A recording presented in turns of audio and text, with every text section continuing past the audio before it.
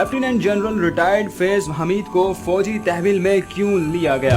पाक फौज ने फैज हमीद के खिलाफ कार्रवाइयां क्यों और किसके कहने पर शुरू की? DGI-SPR ने सनसनीखेज इंकशाफात कर दिए। फैज हमीद की अचानक गिरफ्तारी की खबर ने सोशल मीडिया पर तहलका मचा दिया है। मामला टॉप ट्रेंड बन गया है। आइए आज की वीडियो में इस केस की तमाम तफसीलात आपके साथ शेयर करते हैं। साबिक DGI-SI lieutenant general retired Faiz Hamid को फौजी तहवील में ले लिया गया है।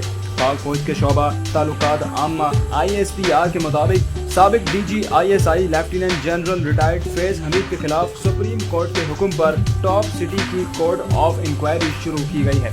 ISPR ने कहा है कि सुप्रीम कोर्ट ऑफ पाकिस्तान के फैसले की रोशनी में लेफ्टिनेंट जनरल फैज हमीद के खिलाफ पाकिस्तान आर्मी एक्ट के तहत तादीबी कार्रवाई शुरू कर दी गई है। तर्जुमान पाक फौज ने बताया कि जनरल रिटायर्ड फैज हमीद को तहवील में लेकर उनके खिलाफ फील्ड जनरल कोर्ट मार्शल का अमल शुरू कर दिया गया है। याद रहे कि सुप्रीम कोर्ट ने 8 नवंबर 2023 को एक निजी हाउसिंग सोसाइटी के मालिक की जानिब से जनरल रिटायर्ड फैज हमीद के खिलाफ दरख्वास्त निपटाते हुए रिमार्क्स दिए थे कि साबिक DGI-SI और उनके मुआवनीन के खिलाफ शिकायत के इजाले के लिए वजारत दिफा समेत मुताल्लिका फॉर्म से रुजू करेंगे।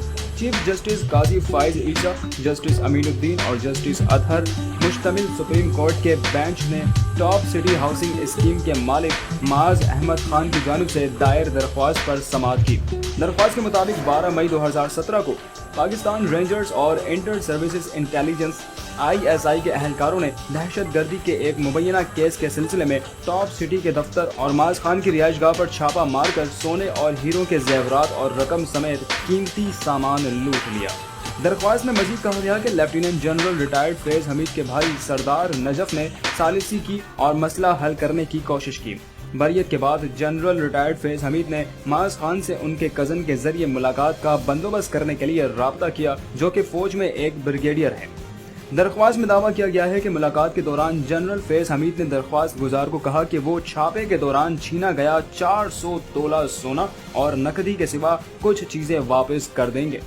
दरख्वास्त के मुताबिक ISI के साबिक अहदेदार इर्तिजा हारून, सरदार नजफ, वसीम ताबिश, जाहिद महमूद मलिक और मोहम्मद मुनीर भी हाउसिंग सोसाइटी के गैर कानूनी कब्जे में मुलव्वस थे।